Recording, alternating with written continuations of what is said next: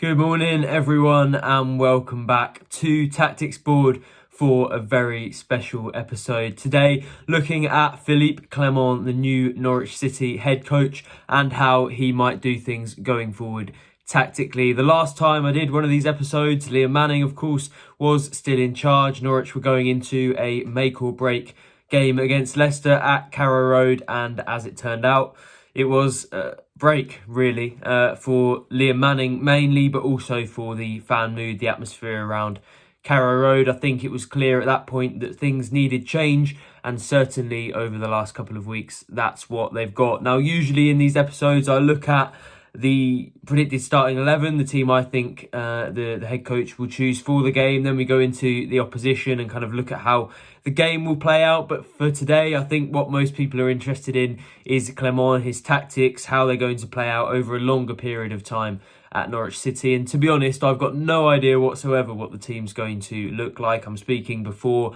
the press conference to both unveil Clement as head coach and also preview the game against Birmingham. So we don't know which players are fit. We don't really know how Clement is thinking about those players individually. So I think it will be difficult to predict a starting 11. Today, I'm actually going to just talk about how Clement is likely to set the team up based on what he's done at previous clubs, how that might fit with certain players and certain systems at Norwich. Then I'm going to show you an 11 of players who I think actually suit what Clement is trying to do the best out of the current squad. I think it will lay out a couple of things. The fact that injuries have really taken their toll and will continue to until a couple of others return.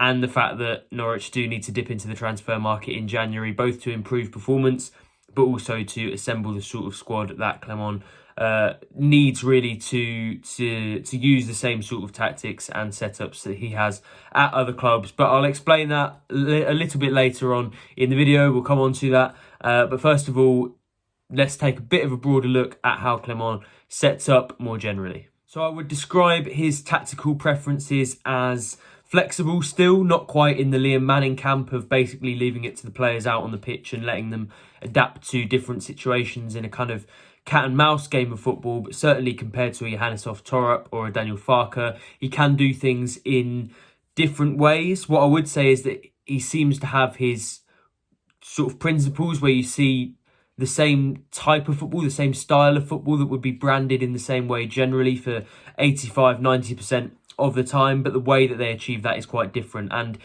it is probably quite complex. Actually, when Stefan van der Heyden went into Rangers, Norwich's new assistant, he spoke about the fact that the players would need to take on a lot of instructions and that it would take time to take that on. And I think part of that is because they try to achieve the same things, but they equip the players with several different ways of doing it, and then they can use different ways of building out from the back, for example, or pressing against different opposition and in different phases of the game. So generally there are principles like wanting to play out from the back a lot of the time and wanting to press really high that remain, but the way that they do it is quite different. There isn't a structured way of doing it every single time, as there was for the majority of Torup's reign and even Daniel Farke's at times. So that's probably where the difference lies from those sorts of head coaches. And in terms of the specifics of how Clement tries to achieve some of those things, first of all, I'll recommend a piece by our tactical columnist Ben Lee, who's written for the Pink and App in great detail about some of the complex systems that Clement uses that I'll reference here. I've certainly learned a lot from him, so if you'd like to as well, then yeah, as I said, pinken.com or the Pink and App, the places to go to read that piece from Ben. But principally in defence and how they play out from the back, I think that's one of the easiest ways to kind of understand structures, particularly in possession. When they build up from a goal kick, a lot of the time it goes to a fullback first, and then they try to progress with the ball into the winger, not necessarily down the line and always using the flanks, but the winger, if the fullback goes wide, will take up a kind of inverted position in the half space, which is effectively the space between sort of the corner of the box and the middle of the box, but obviously a lot deeper in their half, so they'll be in a little bit of an inverted role, still relatively wide, but it won't be a case of playing the ball to the left back who curls the ball down the line and the winger then crosses the ball in the box. The winger will tuck in if the fullback receives the ball wide, and vice versa. Sometimes the fullback will tuck in, not quite to the level where you could brand them as kind of an inverted fullback, like you maybe would have been able to under Torres, but sometimes they will come slightly inside, and that allows the winger to go wider, to either receive the ball on the touchline or to drag the opposition defence out wide to create the space for one of the midfielders to receive the ball inside the pitch. And when that's the case, I think a positive from Clement's setup is that he has two in there. I think you've seen from Manning and from David Wagner before him how difficult it can be to progress the ball when you've only got one pivot in there, often dropping between the two central defenders, so that it almost empties out the midfield and you just have a defence and an attack. But Clement usually starts with two in those positions, offering for the ball from the defenders, and that's really important. And I think that's where, and we'll come on to this when I look at the 11 of players that I think will suit Clement. That's where maybe Norwich will struggle with the type of midfielders they have. They don't really have too many who are capable of taking the ball, turning, taking risks by receiving it from the defence and then trying to turn kind of a first phase possession into an attack and get the ball in behind. So I think that's maybe where the squad is lacking a little bit in that sense. But you look at Kenny McLean, Pelle Madsen, it might not be perfect, but they probably can do it with those two. What often happens with them, and I should have said, by the way, that they often set up with a kind of 4-2-3-1. It looks like a 4-3-3 sometimes. It looks like a 4-4-2 sometimes. But what happens with that two is when the possession has progressed and it's got to a fullback maybe higher up the pitch, or one of those midfielders has the ball, the other one tends to push on and almost join that number 10 in that position. So it becomes like a 4-1-4-1 type thing, or often the wingers have pushed on, so it looks like a bit of a 4-1-2-3. So that can be the way that it works as well, kind of midfielders going through the phases so that you have as much numerical superiority as possible. You look at some of the other managers, Manning, Wagner, Torres, they like to have a bit more of a structured build-up where the players were in very specific phases of the attack. So with Wagner, you'd have the defenders staying in the defensive phase, the attacking line staying in the attacking phase. So then they had to prioritise, okay, they wanted to create danger in the attacking phase, they put more players there. Or with Torres, they wanted to prioritise building the ball out from the back, so they put more players deeper on the pitch so that they had numerical superiority there. But what Clement wants is for his players to be more transitional, so that a midfielder, for example, can drop and be part of the first phase, then can push on when things start to move and be part of the second phase, and then get into the box and try to contribute to things, which does theoretically work the best if you're looking for numerical superiority everywhere, which of course you are, but it requires more fitness. And that probably explains why in the videos that have come out from the club, Clement is doing a bleep test in his very first training session with the club, talking a lot about fitness, which I think nobody is surprised by, particularly after what Ben Napper said in his interview with us, and kind of the fact that Clement was brought in to improve the fitness. But that will be needed if they're to play his style of football, because it does require the players to be in different phases of the attack rather than simply staying in the same positions and kind of being quite fixed. But I also think that's another characteristic in and of itself, and another positive is the kind of flexibility. So much like Farke actually, and I think this was almost what defined the creative principles of that Farke team and the way that they created chances, was that there was a lot of interchangeability. I remember under Farke you would see random players popping up in random positions. None of the positions felt particularly fixed. Emi Buendia was supposed to be a right winger, but he was an attacking midfielder. The fullbacks were supposed to be fullbacks, but often they were ahead of the wingers, and that rotation causes real problems for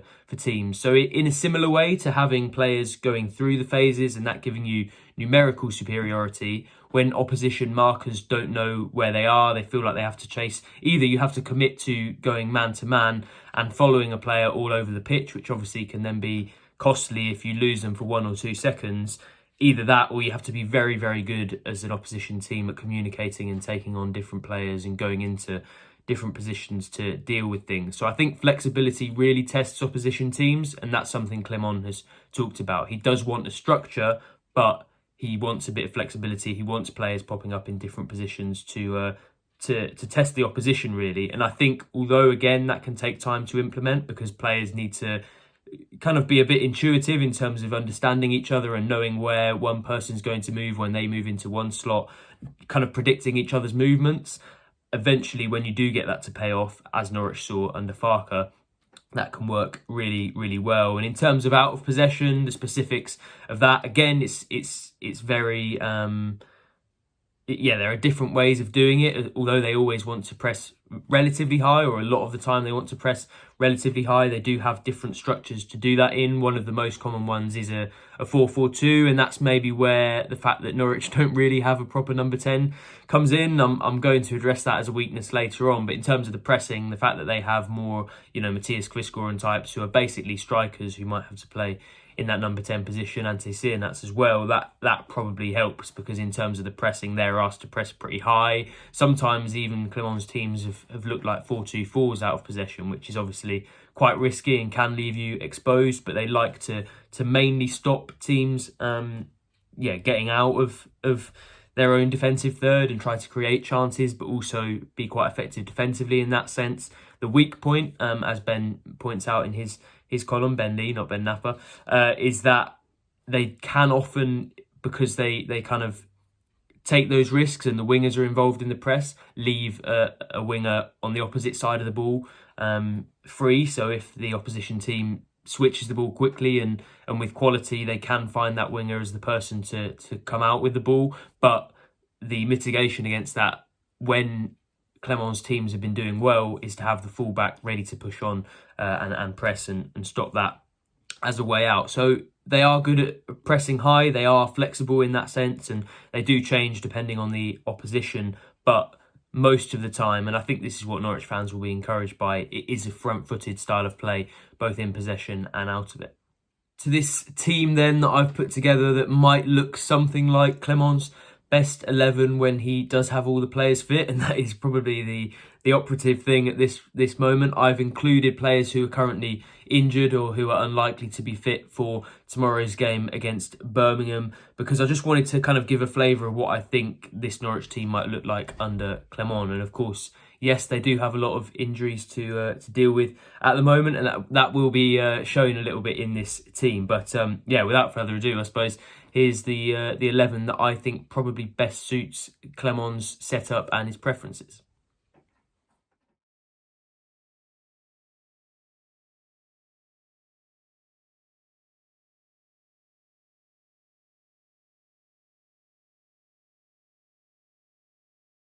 So I've got Vladan Kovacevic, Jack Stacey, Harry Darling, Jose Cordoba, Lucian Mahovo, Kenny McLean, Pelle Matson, with Mate Jurasek on the right, Matthias Kvistgaard just behind Josh Sargent in a kind of number 10 position, and then Papa Amadou Diallo on the left wing. Now, I think there are a couple of positions that I wasn't completely sure of. One of them is fullback, because as I said, sometimes that fullback can kind of tuck in, and it's not necessarily a situation of how it was under Torup, in terms of one of them being a properly inverted fullback and almost playing in midfield or as a kind of added centre-back. But they do play a little bit tucked in, and that allows the other one to push on. The reason I've got Stacey in there is because quite often Clement likes to use his players as an attacking, or his fullbacks as an attacking device, and particularly in the pressing, he likes them to be pretty high up. And as I mentioned before, in order to mitigate the potential for a winger to be the way out of a press, he likes the fullback to be ready to push on and show that athletic side. And although I think Fisher does have quite a lot of aggression in the tackle, I think Stacey is just a little bit quicker in that sense and can probably get in those positions a little bit better. But ultimately, if you want it on the other side, where the left-sided fullback pushes on more and presses higher, then I think Fisher could suit that slightly more tucked in role very well as well. The fact that they play out through the fullbacks probably suits him more than Stacey. So I've gone for Stacey just because I think at the start of Clement's reign, what a lot of new head coaches like to do, and we saw this with Wagner when he came in as well, is turn to the more experienced players, and Stacey just has a little bit more of that experience. But to be honest, if I had to say over time which one of them was more likely to suit Clement's system, I'd say just about Fisher edges it, but depending on what you do with the left back, both of them could kind of play that role. At centre back, I think it's kind of self-explanatory for me, Darling and Cordoba, and this might be a bit of a controversial opinion, particularly when it comes to Cordoba, but I think they're probably Norwich's two best defenders in terms of all-rounders overall at the moment. I think Cordoba does need to cut out some errors, but hopefully with a bit of confidence from some good performances before he got injured, he should be able to kind of iron those out. And I think those two have got the most pace, which when you want a high-pressing team is, as we've seen over the last few months, really, really important. You need to have at least one centre-back who can cover the space in behind, and that's why I think Cordoba and Darling are the best two options there. Then on the left, I've gone for Lucian Mahovo, who I think could play either that kind of slightly tucked in role or could really push on. I think he's, to be honest, a really good fullback, very, very well-rounded, pretty good defensively, very good at getting forward, has a great ball into the box, but also his kind of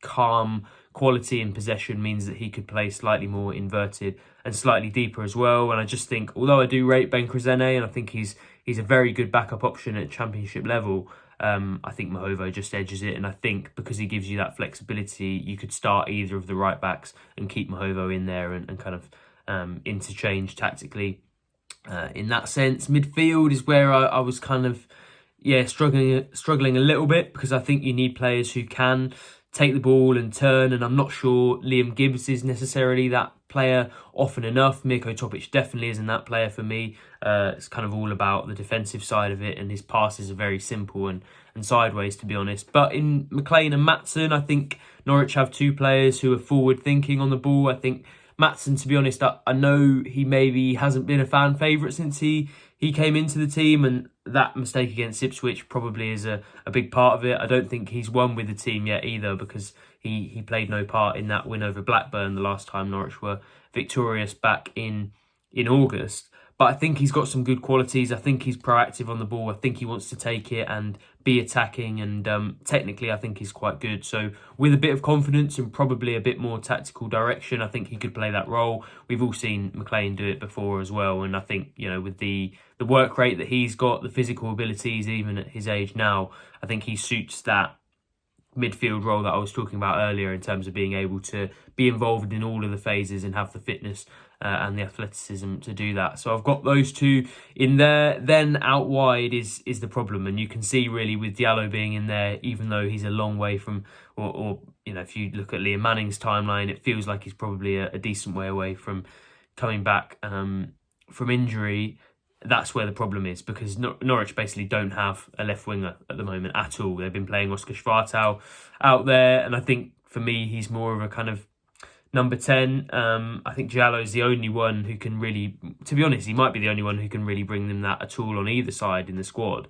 But certainly on that left-hand side, apart from Elliot Miles, who obviously, you know, we haven't seen for a long while and still hasn't, I don't think he's got a championship start yet. So yeah, Diallo for me is the best option, because Clement does like wingers who play very high up, who are more direct, who can take the ball and cause problems for defenders. And Norwich just don't have enough of those players really at the moment. They've got a lot of kind of versatile options in attacking areas, you know, Emi Marcondes, Matthias Quiscore and Ante Sienats, players who are brought in to play everywhere. But I think they need wingers by trade, and I'm not really saying anything new, but I think the Clement hire makes that even more obvious to me. But I think he's the best option there. The other side almost makes it even more obvious, because I've gone for Mate Jurasek, because he's the most winger-like option they've got out there. I think could do quite well if Norwich do build out from the right-back position and look for that ball kind of into the half space. I think that's where Jurasek thrives.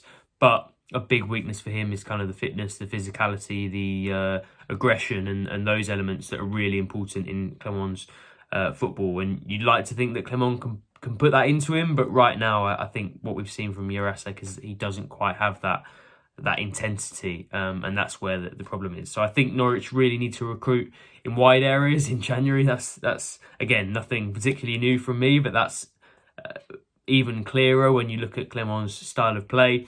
And another area where I think they need to do that is number 10, because they don't have enough options there for me. I put Quiscoren in there because I think he's okay in there, and certainly in the pressing role with a 4-4-2, he can push on and be in that striker role that he's thrived on for a lot of his career. I think he's the quality of player as well who Norwich need in their team, and of course you can't drop Josh Sargent, so that is a bit of a square peg in a round hole for me, to be honest. But in terms of the personnel who you need in there, you know, I understand Quiscoren and Sargent probably both need to be in there. They've got a couple of other number 10 options. S4.E14, who obviously, we've barely seen. He played in the first game of the season and hasn't played, he's played a couple of short substitute appearances since. And Oscar Schwartau, as I referenced, but I still think he has a little bit of work to do on that creative side of his game, that quality in the final third, even though for me, he's made big strides in the physical side of it and the involvement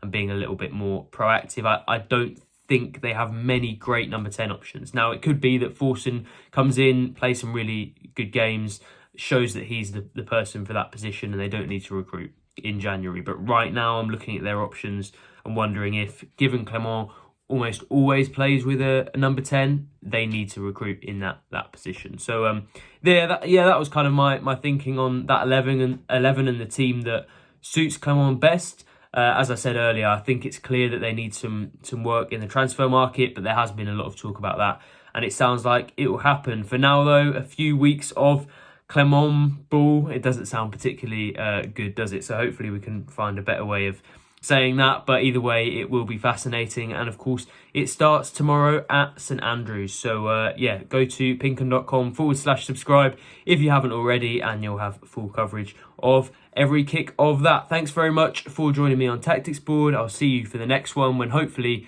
I can talk very positively about the football we've seen so far from Clement.